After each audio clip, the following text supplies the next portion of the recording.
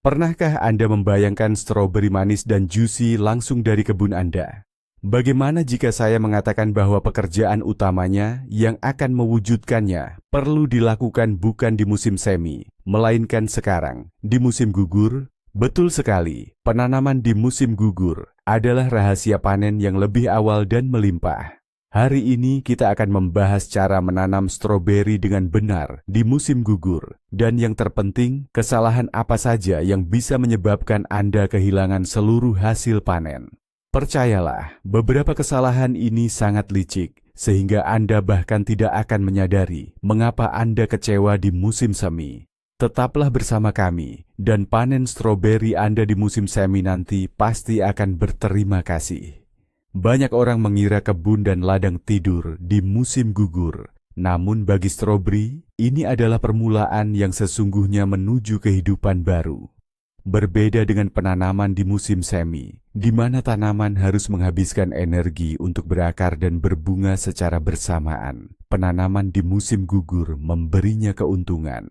Bibit-bibit stroberi memiliki waktu untuk beradaptasi dengan tenang, mengembangkan sistem akar yang kuat sebelum datangnya musim dingin, dan di musim semi, semua energinya akan terfokus pada pembentukan buah. Ini seperti memberi seorang atlet waktu untuk beraklimatisasi sebelum kompetisi penting.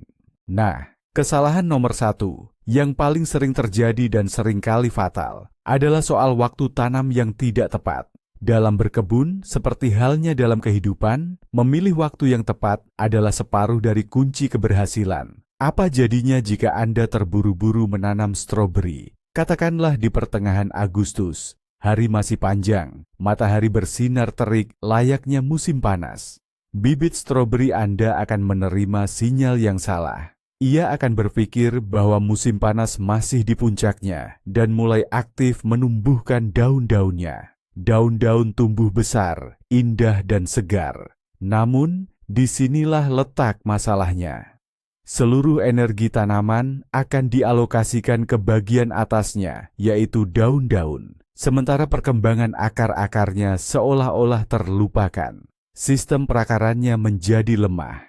Akibatnya, saat menghadapi musim dingin atau cuaca ekstrim, tanaman stroberi terlihat indah di permukaan. Namun sama sekali tidak siap menghadapinya. Ia seperti atlet yang hanya sibuk memamerkan diri di depan cermin, alih-alih berlatih keras. Dingin pertama yang serius akan menjadi ujian yang fatal baginya. Waktu tanam yang ideal adalah saat alam sendiri berbisik kepada tanaman. Sudah waktunya bersiap menghadapi musim dingin. Biasanya, ini terjadi pada akhir Agustus untuk wilayah utara dan sepanjang September untuk wilayah beriklim sedang. Suhu menurun dan panjang hari memendek, dan inilah sinyal yang tepat bagi stroberi untuk menghentikan pertumbuhan daun dan memfokuskan seluruh energinya pada pengembangan sistem perakaran yang kuat. Ini adalah tugas utamanya selama musim gugur, mencengkeram tanah dengan kuat, menimbun nutrisi, dan bersiap menghadapi dingin yang akan datang. Ingatlah, aturan sederhana ini, penanaman harus diselesaikan setidaknya 3-4 minggu sebelum datangnya cuaca dingin ekstrem yang stabil. Itulah rentang waktu krusial yang sangat dibutuhkan stroberi Anda untuk berhasil berakar dengan kuat. Memberikan waktu adaptasi ini berarti Anda sedang meletakkan fondasi yang kokoh untuk panen yang melimpah di masa depan. Namun, ada juga sisi lain dari permasalahan ini, yaitu menanam bibit terlalu terlambat. Ini adalah kesalahan yang sering dilakukan oleh mereka yang gemar menunda-nunda pekerjaan. Mereka mungkin berpikir cuaca masih hangat dan menunda beberapa minggu tidak akan memengaruhi apa-apa. Padahal itu hanyalah ilusi. Bayangkan ini, Anda menanam sebuah bibit saat tanah sudah mulai mendingin. Semua proses kehidupan di dalam tanah melambat. Tanaman itu secara fisik tidak memiliki cukup waktu dan kehangatan untuk menumbuhkan akar-akar halus yang seharusnya menyerap nutrisi dan menopangnya. Ia ibarat seorang penumpang yang mencoba melompat ke gerbong terakhir kereta api yang sudah melaju. Kesempatan untuk bertahan hidup hampir tidak ada. Tak lama kemudian, datanglah musim dingin yang sebenarnya dengan embun beku yang menusuk. Disinilah bencana sesungguhnya dimulai. Sistem akar yang lemah tidak dapat menahan bibit di dalam tanah. Maka terjadilah fenomena yang disebut frost heave atau pengangkatan tanaman akibat embun beku. Ini terjadi ketika tanah yang lembab membeku dan mengembang, lalu mencair kembali. Gerakan berulang ini secara harfiah mendorong bibit kecil Anda yang tak berdaya keluar ke permukaan. Akar-akar telanjangnya pun terpapar langsung pada angin beku yang menusuk dan suhu dingin yang ekstrem. Tidak ada kesempatan baginya untuk bertahan hidup dalam kondisi seperti itu. Saat musim semi tiba, Anda hanya akan menemukan tanaman yang kering dan tak bernyawa di bedengan. Jadi, jangan pernah mencoba menantang alam. Musim dingin akan selalu datang sesuai jadwalnya, tanpa tawar-menawar. Sekarang kita beralih ke pemilihan lokasi. Dan disinilah sering terjadi kesalahan fatal, yaitu memilih tempat yang teduh. Beberapa pekebun, terutama pemula, beranggapan bahwa menanam stroberi di sudut tersembunyi, di bawah pohon, atau di dekat pagar akan membuatnya lebih nyaman dan terlindungi. Ini adalah anggapan yang sangat keliru. Stroberi adalah anak matahari. Ia sangat menyukai sinar matahari. Menanamnya di tempat teduh hanya akan memastikan Anda menumbuhkan dedaunan hijau yang subur, bukan buah beri. Tanaman stroberi akan berusaha sekuat tenaga untuk meraih cahaya, menghasilkan daun-daun lebar seperti telinga gajah, namun hanya sampai di situ saja. Untuk membentuk tunas bunga yang nantinya akan berkembang menjadi buah stroberi di musim semi, tanaman ini membutuhkan energi, dan sumber energi utama bagi setiap tanaman adalah fotosintesis, yang tidak mungkin terjadi tanpa paparan sinar matahari yang cukup. Di tempat teduh, pembungaan akan sangat minim, bahkan mungkin tidak ada sama sekali, dan buah yang sedikit itu pun, jika memang berhasil terbentuk, tidak akan pernah mencapai tingkat kemanisan yang optimal. Buah-buah tersebut akan kecil, asam, dan berair. Ini hanyalah bayangan samar dari stroberi yang seharusnya harum dan manis. Terlebih lagi, tempat teduh dan kelembapan tinggi adalah kondisi ideal bagi berkembangnya penyakit jamur, terutama busuk abu-abu. Oleh karena itu, ingatlah baik-baik sebagai prinsip dasar, bedengan stroberi harus ditempatkan di lokasi paling cerah di kebun Anda, yang terpapar sinar matahari langsung minimal 6 hingga 8 jam setiap hari. Masih membahas soal lokasi, mari kita bicarakan musuh tak terlihat lainnya, terpaan angin dingin. Anda mungkin memilih tempat yang paling cerah, tetapi jika area tersebut terbuka terhadap terpaan angin kencang, di musim dingin hal itu bisa berakibat fatal. Pelindung utama stroberi di musim dingin adalah salju. Selimut salju yang tebal dan lembut adalah insulasi panas terbaik yang diciptakan alam. Di bawah lapisan salju setebal 20 hingga 30 cm, tanah hampir tidak membeku, dan stroberi bisa tumbuh dengan baik, bahkan di tengah suhu beku yang ekstrem. Bayangkan sekarang area yang terbuka dan terus-menerus diterpa angin. Angin musim dingin akan terus-menerus meniup salju dari area tersebut, membiarkan tanahnya terekspos. Bedengan akan kehilangan selimut alaminya. Akibatnya, tanah akan membeku hingga kedalaman yang dalam, dan sistem akar stroberi Anda bisa mati karena kedinginan. Ini sangat berbahaya, terutama untuk tanaman muda yang ditanam pada musim gugur, yang akarnya belum sempat menancap kuat ke dalam tanah. Oleh karena itu, saat memilih lokasi, pertimbangkan juga pola angin di lahan Anda. Idealnya, bedengan terlindungi dari sisi utara oleh bangunan, pagar, atau pagar hidup. Meski demikian, perlindungan tersebut tidak boleh menciptakan bayangan. Inilah keseimbangan yang harus Anda temukan, memaksimalkan sinar matahari dan meminimalkan terpaan angin dingin yang merusak di musim dingin. Nah, mari kita bicara soal media tanam. Menanam stroberi di tanah yang belum diolah dan miskin nutrisi itu, ibarat menyekolahkan anak tanpa bekal makanan dan buku pelajaran. Sama saja kita menjerumuskannya pada kegagalan. Agar stroberi bisa tumbuh sukses sejak awal, mereka sangat membutuhkan pasokan nutrisi yang cukup. Akar bibit muda harus segera menemukan lingkungan yang optimal agar bisa langsung tumbuh aktif dan menyerap nutrisi. Jika tanah di bedengan Anda padat, bertekstur liat, atau nutrisinya sudah terkuras habis oleh tanaman sebelumnya, maka bibit stroberi akan mogok, tumbuh, kerdil, dan daunnya bisa menguning. Alih-alih berkembang, tanaman justru akan menghabiskan seluruh cadangan energinya hanya untuk bertahan hidup. Oleh karena itu, persiapan bedengan sangat penting dan harus dilakukan jauh-jauh hari, minimal 2-3 minggu sebelum penanaman. Tanah harus digali dan digemburkan secara menyeluruh, lalu bersihkan dari semua gulma, terutama jenis gulma menahun yang akarnya kuat seperti alang-alang. Dan tentu saja, jangan lupakan penambahan bahan organik. Anda bisa menggunakan kompos yang sudah matang sempurna atau pupuk kandang. Bahan organik ini tidak hanya akan memberikan asupan nutrisi awal bagi tanaman, tetapi juga memperbaiki struktur tanah, menjadikannya lebih gembur, berpori, dan mampu menahan kelembapan dengan lebih baik. Inilah modal awal yang Anda berikan agar stroberi Anda bisa memulai kehidupan barunya dengan bekal yang kuat dan siap berkembang. Terkadang niat baik justru berujung pada kesalahan fatal. Ini sering terjadi karena terlalu bersemangat dalam menggunakan pupuk kandang segar. Beberapa pekebun beranggapan, semakin banyak pupuk, semakin melimpah hasil panen.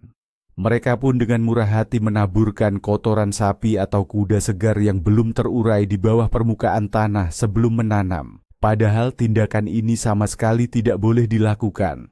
Pupuk kandang segar adalah zat yang sangat agresif. Saat terurai di dalam tanah, ia melepaskan panas dan amonia dalam jumlah besar. Bayangkan Anda menanam tunas muda yang lembut, dengan akar-akar tipis dan sensitif, langsung ke dalam oven kimia ini. Hasilnya sudah bisa ditebak, akar-akar akan mengalami luka bakar kimia parah. Mereka seolah terbakar begitu saja.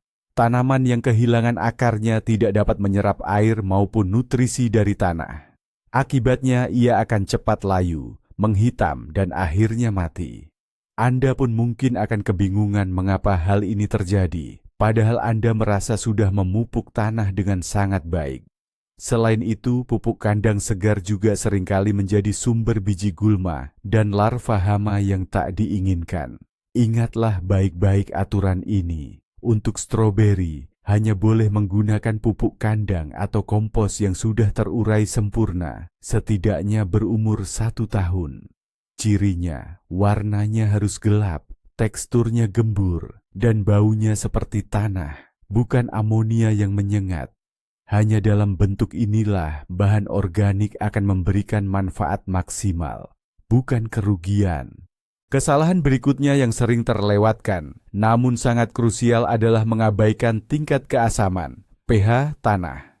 Bagi kita manusia, keasaman tanah mungkin terdengar abstrak. Namun bagi tanaman, pH tanah adalah faktor penentu utama yang menentukan apakah mereka bisa menyerap nutrisi dari tanah atau tidak.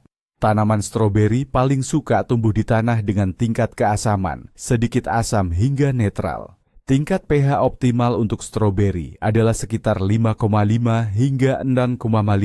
Jika tanah di kebun Anda terlalu basah atau justru terlalu asam, misalnya tanah gambut, maka stroberi akan mulai mengalami masalah. Di lingkungan tanah yang tidak sesuai ini, sistem perakaran tanaman akan terblokir. Akibatnya, akar tidak bisa menyerap mikronutrien penting dari tanah, seperti zat besi dan mangan. Meskipun nutrisi tersebut sebenarnya melimpah, tanaman akan mulai menunjukkan gejala klorosis. Daunnya akan berubah menjadi hijau pucat atau bahkan kuning, tetapi urat-urat daunnya tetap hijau. Tanaman stroberi akan terlihat layu, pertumbuhannya terhambat, dan gagal membentuk bakal bunga. Oleh karena itu, sebelum menanam stroberi atau membuat bedengan, luangkan waktu untuk memeriksa tingkat keasaman tanah.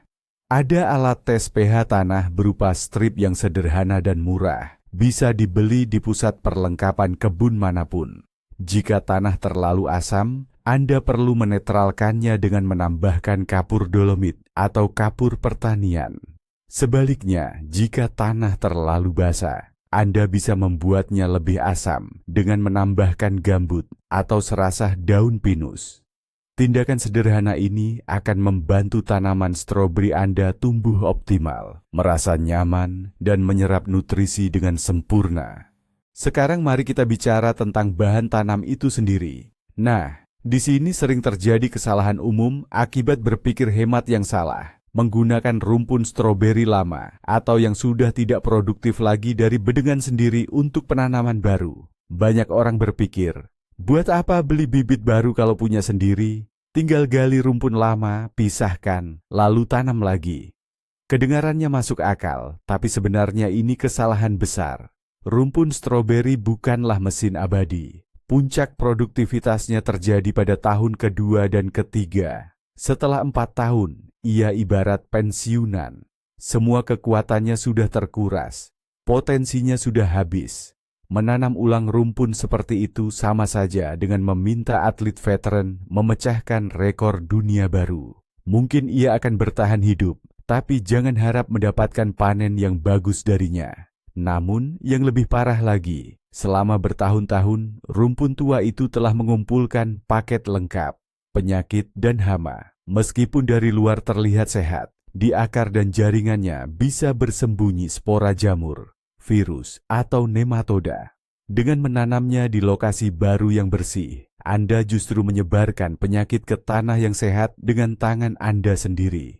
Untuk perbanyakan dan penanaman, Anda harus memilih tanaman yang paling muda dan paling kuat, yaitu anakan, runner, urutan pertama yang tumbuh dari sulur, stolon, rumpun induk yang sehat, berusia 1 hingga 2 tahun. Hanya bibit seperti itulah yang memiliki energi pertumbuhan maksimal dan bebas dari beban masalah yang terakumulasi. Mencoba berhemat dengan menggunakan rumpun tua adalah jalan pintas menuju kekecewaan. Ada satu lagi kesalahan fatal terkait dengan bibit tanam, yaitu membeli bibit dari tempat yang meragukan. Misalnya, dari penjual dadakan di pinggir jalan atau di pasar-pasar tumpah. Memang, bibit seperti itu mungkin terlihat menarik dan harganya lebih murah. Tapi penghematan ini adalah bom waktu. Membeli bibit dari tangan ke tangan tanpa sertifikat dan jaminan, sama saja Anda bermain lotre. Pertama, Anda tidak akan pernah bisa yakin dengan varietasnya. Anda bisa saja dibohongi, dijual bibit kampungan biasa yang hanya akan menghasilkan sedikit buah masam. Padahal dibilang varietas premium remontan. Setelah itu tanamannya tidak akan berproduksi lagi. Itu belum seberapa. Yang paling parah adalah risiko membawa hama dan penyakit berbahaya ke kebun Anda yang akan sangat sulit untuk diberantas nantinya. Bersama bibit yang terlihat sehat dan cantik itu, bisa-bisa Anda kedatangan tamu tak diundang seperti tungau stroberi, nematoda, kumbang penggerek, serta spora penyakit jamur berbahaya seperti busuk akar, layu fusarium, dan lain-lain. Melawan semua masalah ini akan menyita waktu, tenaga, dan uang Anda sangat banyak untuk membeli berbagai macam bahan kimia.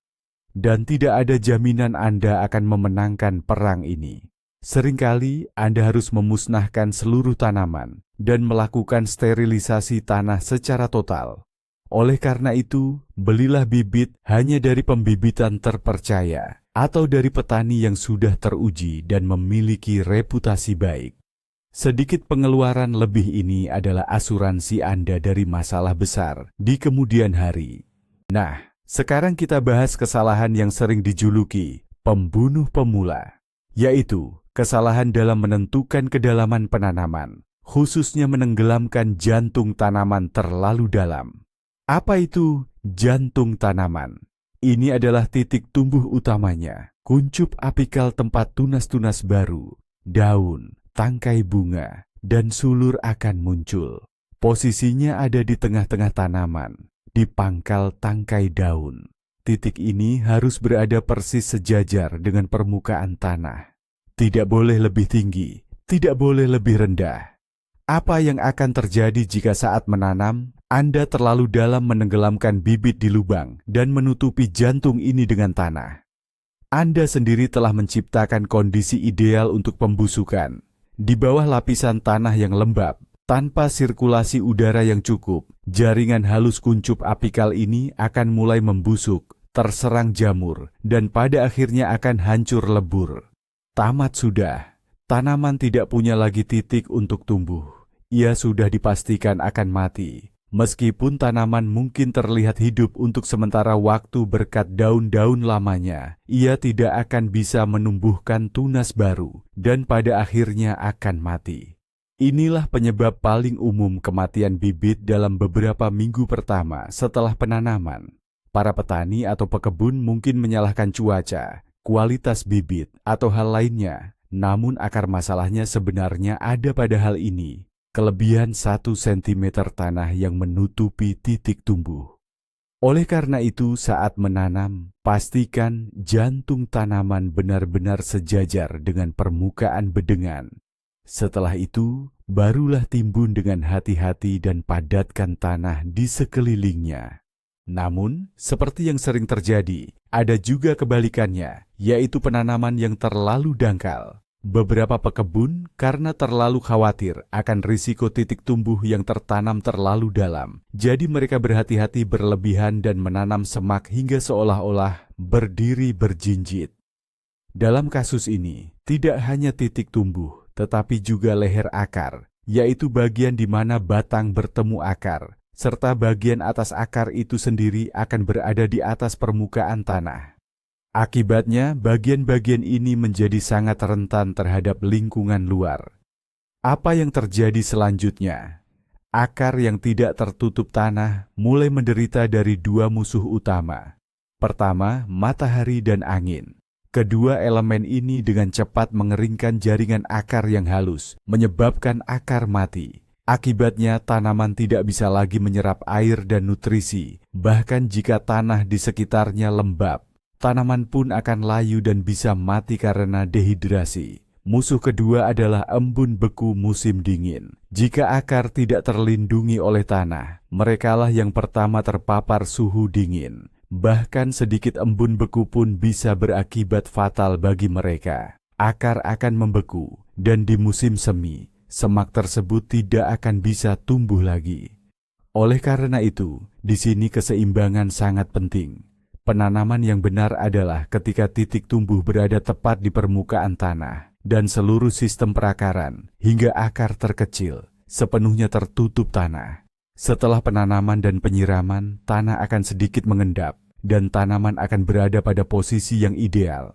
Kesalahan berikutnya adalah keserakahan, atau jika diungkapkan dengan lebih halus, ini adalah keinginan untuk mendapatkan panen sebanyak mungkin dari area tanam yang sekecil mungkin. Hal ini berujung pada penanaman yang terlalu rapat atau padat.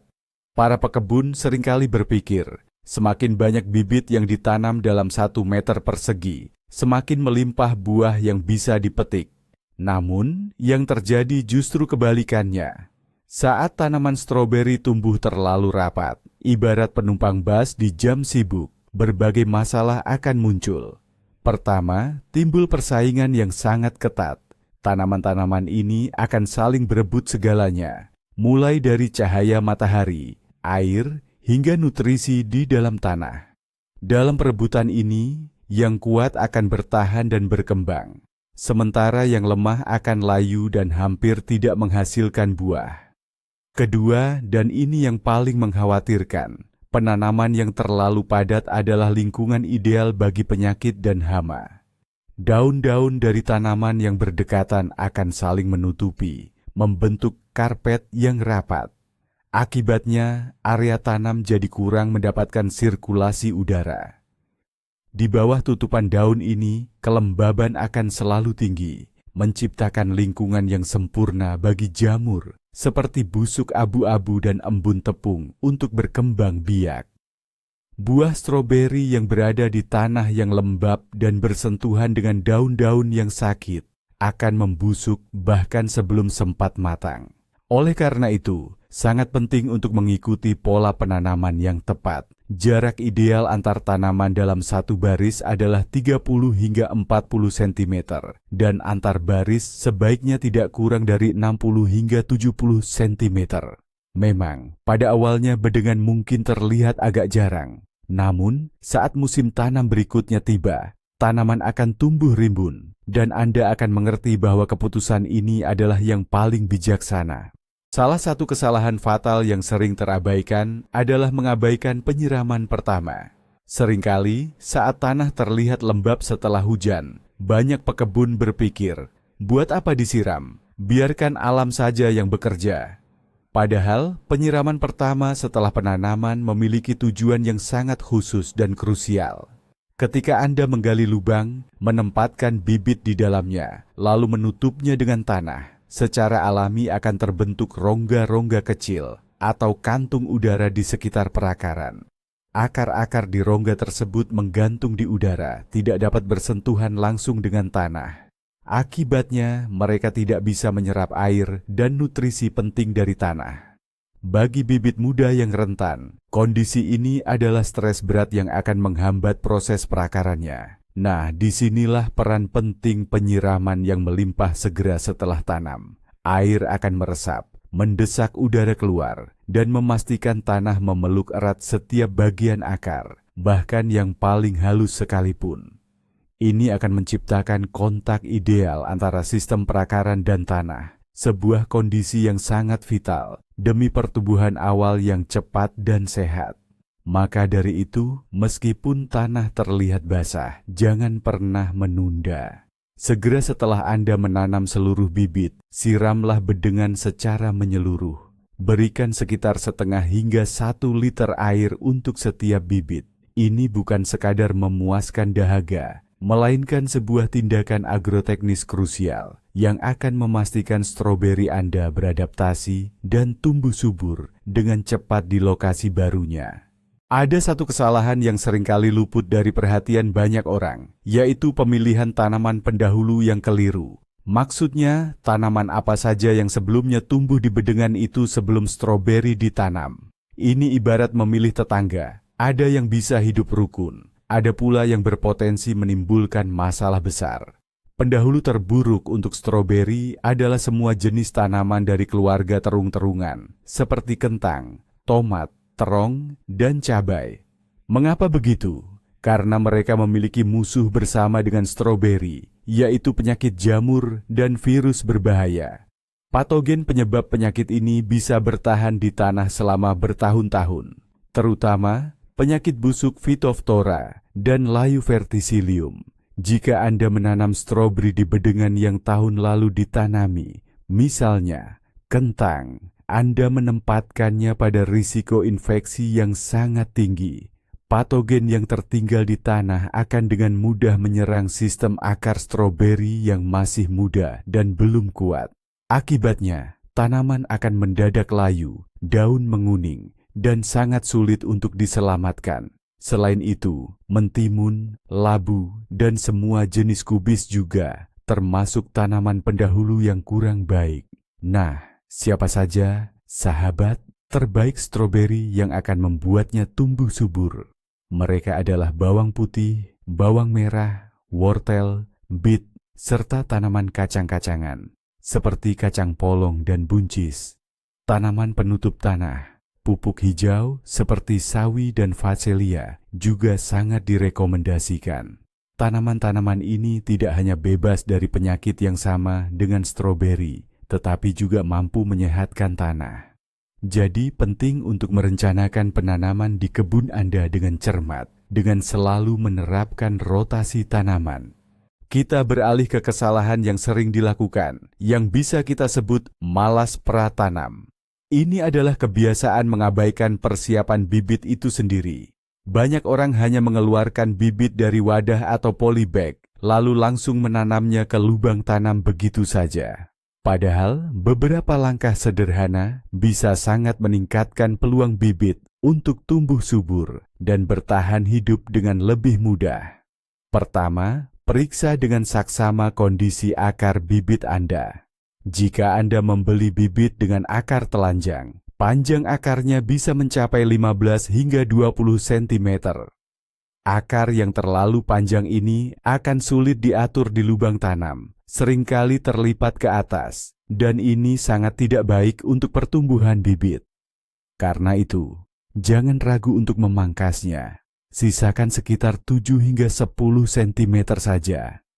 Tindakan ini tidak akan merusak bibit, justru akan merangsang pertumbuhan akar serabut baru yang lebih aktif menyerap nutrisi. Kedua, perhatikan kondisi daun pada bibit Anda. Seringkali bibit memiliki daun-daun yang tua, rusak, menguning, atau berbintik. Daun-daun seperti ini harus dibuang tanpa ragu. Sisakan hanya 2 hingga 3 daun paling muda dan sehat yang berada di bagian tengah. Mengapa kita perlu melakukan ini? Tujuannya agar bibit tidak membuang energi dan kelembaban berharga untuk mempertahankan hidup daun-daun tua yang tidak lagi produktif ini. Semua kekuatan bibit setelah ditanam harus terfokus pada satu tujuan utama, yaitu proses perakaran di tempat barunya. Semakin kecil area penguapan, semakin mudah bagi bibit untuk mengatasi stres akibat pemindahan. Langkah-langkah sederhana ini hanya membutuhkan waktu beberapa detik untuk setiap bibit, namun sangat membantu tanaman pada tahap awal yang paling krusial di lingkungan barunya. Kesalahan berikutnya adalah kesalahan strategis, memilih varietas yang tidak sesuai. Seringkali para pekebun, terutama pemula, tergiur membeli bibit karena gambar yang menarik atau nama yang bombastis, tanpa mempertimbangkan apakah varietas tersebut cocok untuk zona iklim mereka.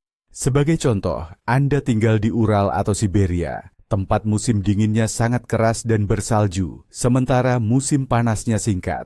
Lalu Anda membeli varietas indah berbuah besar dari Italia atau Spanyol yang bisa menghasilkan 3 kali panen setahun di pesisir Mediterania. Apa yang akan terjadi? Kemungkinan besar, tanaman manja dari selatan ini tidak akan bertahan melewati musim dingin pertama, bahkan jika sudah dilindungi. Program genetiknya tidak dirancang untuk suhu serendah itu. Akibatnya, ia akan mati membeku.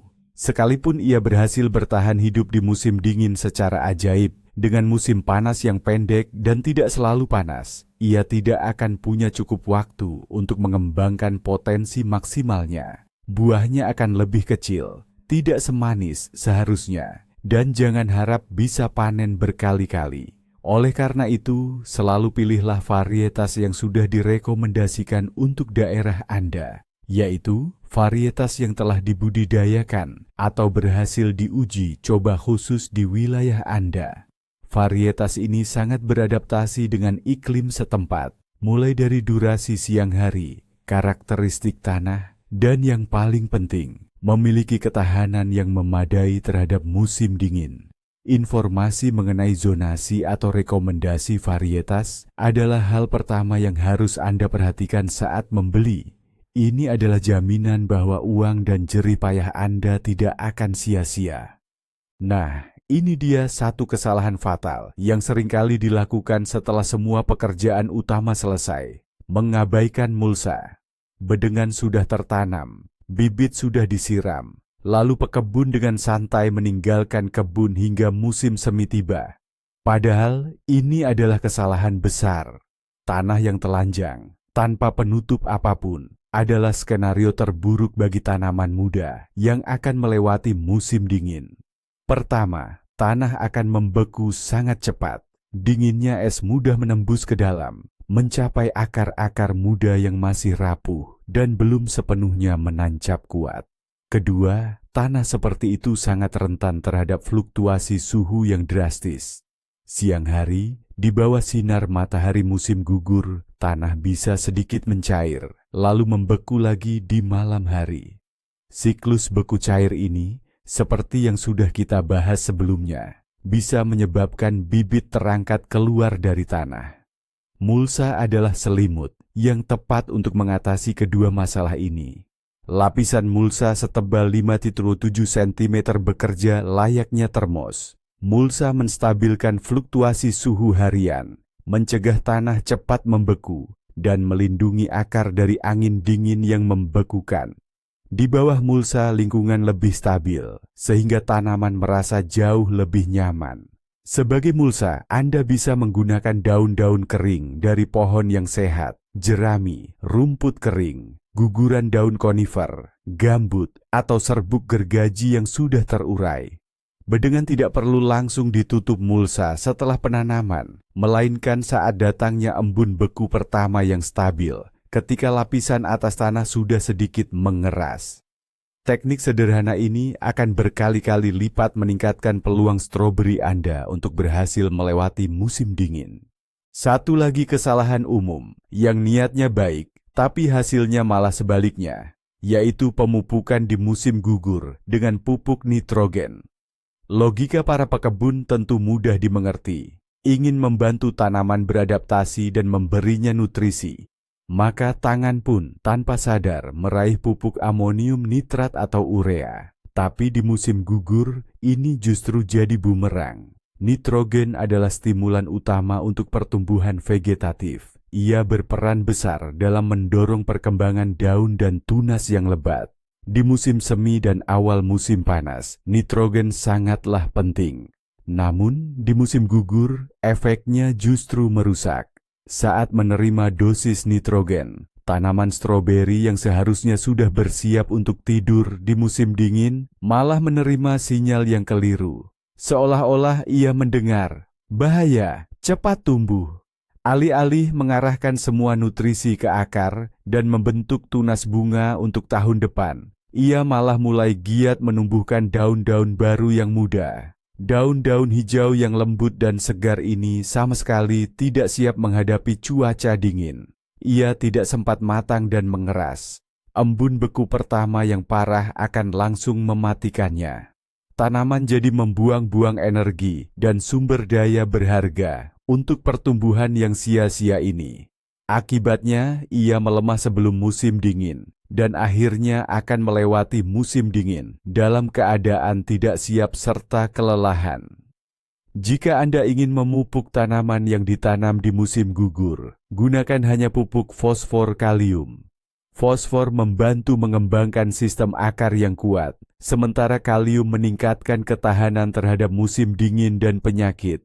Adapun nitrogen, biarkan saja sampai musim semi.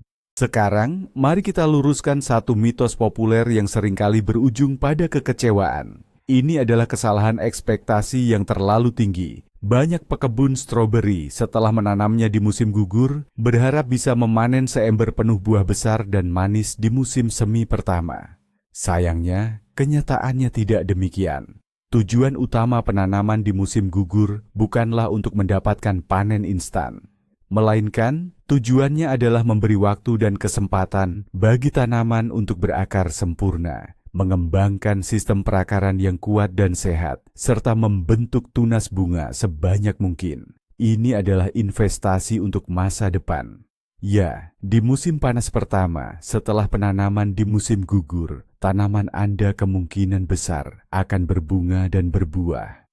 Namun, ini bisa dibilang hanya panen percobaan. Jumlah buahnya akan sedikit, dan ukurannya mungkin tidak terlalu besar. Dan ini sangat normal. Di musim pertama ini, tanaman masih perlu mengeluarkan banyak energi untuk pertumbuhan dan pengembangan semak itu sendiri. Beberapa pekebun berpengalaman bahkan menyarankan untuk membuang semua tangkai bunga di tahun pertama, agar tanaman tidak menghabiskan energi untuk berbuah, melainkan mengarahkannya untuk membentuk semak yang kuat.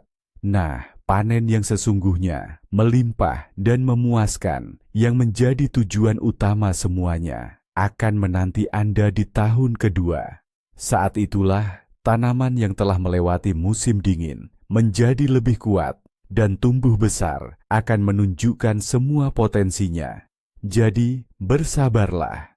Penanaman di musim gugur adalah investasi jangka panjang dan hadiah utamanya menanti Anda di kemudian hari. Kesalahan terakhir dalam daftar kita adalah masalah psikologis. Sering disebut mentalitas tanam lalu biarkan saja. Pekebun sudah menyelesaikan semua pekerjaan penanaman. mungkin bahkan sudah memberi mulsa pada bedengan, dan merasa tugasnya untuk tahun ini sudah selesai. Ia berpikir, tidak ada lagi yang perlu dilakukan di kebun sampai musim semi tiba. Namun, sebenarnya tidak demikian. Bahkan di musim gugur, tanaman muda tetap membutuhkan perhatian Anda. Pertama, perhatikan cuaca. Jika musim gugur berjalan kering dan hangat, tanpa hujan, maka tanah perlu disiram secara berkala. Tanah yang terlalu kering sangat berbahaya bagi bibit yang belum sepenuhnya berakar. Pastikan untuk memeriksa kelembapan tanah di bawah mulsa. Ia harus tetap cukup lembab. Kedua, periksa tanaman Anda secara berkala. Mungkin ada yang tidak tumbuh dengan baik atau daunnya mulai layu. Bibit seperti itu sebaiknya segera diganti dengan yang baru selagi masih ada waktu. Atau bisa jadi Anda menyadari bahwa setelah hujan lebat atau penyiraman, bagian tengah atau titik tumbuh beberapa tanaman tertutup lumpur. Ini harus dibersihkan dengan hati-hati, karena jika tidak, bagian tersebut bisa membusuk. Selain itu, musim gugur adalah masa aktifnya bekicot dan siput yang bisa merusak daun-daun muda. Gulma pun tak kalah agresif dan terus tumbuh. Pemeriksaan bedengan secara teratur, setidaknya seminggu sekali, akan memungkinkan Anda untuk melihat dan mengatasi masalah kecil tepat waktu sebelum mereka berubah menjadi masalah besar. Stroberi Anda harus merasakan perhatian Anda hingga mereka benar-benar siap menghadapi musim dingin. Namun, jika saya harus memilih dua kesalahan paling krusial, dua kesalahan paling fatal yang menyebabkan sebagian besar bibit mati, itu adalah kedalaman tanam yang salah dan waktu penanaman yang tidak tepat. Bayangkan, Anda sudah melakukan semuanya dengan sempurna. Memilih lokasi, menyiapkan tanah, membeli bibit terbaik. Tapi saat menanam, Anda menimbun mahkota atau titik tumbuh tanaman. Hanya 1 sentimeter saja terlalu dalam. Dan tamatlah riwayatnya. Tanaman itu akan membusuk, mati. Atau sebaliknya, menanam terlalu dangkal, dan embun beku pertama membunuh akar-akar yang rentan itu. Ini bukan sekadar kesalahan, ini adalah hukuman mati bagi tanaman. Sementara itu, kesalahan dalam penentuan waktu tanam merampas keuntungan utama tanaman di musim gugur, yaitu waktu yang cukup untuk berakar. Menanam terlalu terlambat, Anda hanya membiarkannya membeku kedinginan, bahkan sebelum sempat berakar kuat dan bertahan hidup. Dua hal ini adalah faktor penentu utama yang membedakan tukang kebun yang sukses dengan yang sering kecewa. Jadi, penanaman stroberi di musim gugur bukan sekadar memindahkan tanaman ke tanah. Ini adalah operasi strategis, di mana waktu, lokasi, kedalaman tanam, dan persiapan adalah hal yang sangat penting. Dengan menghindari kesalahan-kesalahan sederhana, namun krusial ini, Anda sedang meletakkan dasar untuk panen yang luar biasa di tahun berikutnya. Terima kasih sudah menonton sampai akhir. Jika video ini bermanfaat bagi Anda, jangan lupa untuk menekan tombol suka dan berlangganan saluran ini, agar tidak ketinggalan tips dan rahasia berkebun lainnya. Bagaimana pengalaman Anda dengan penanaman stroberi di musim gugur? Apakah Anda pernah mengalami salah satu kesalahan ini, atau mungkin Anda punya tips jitu sendiri? Bagikan di kolom komentar ya, saya akan sangat senang membacanya.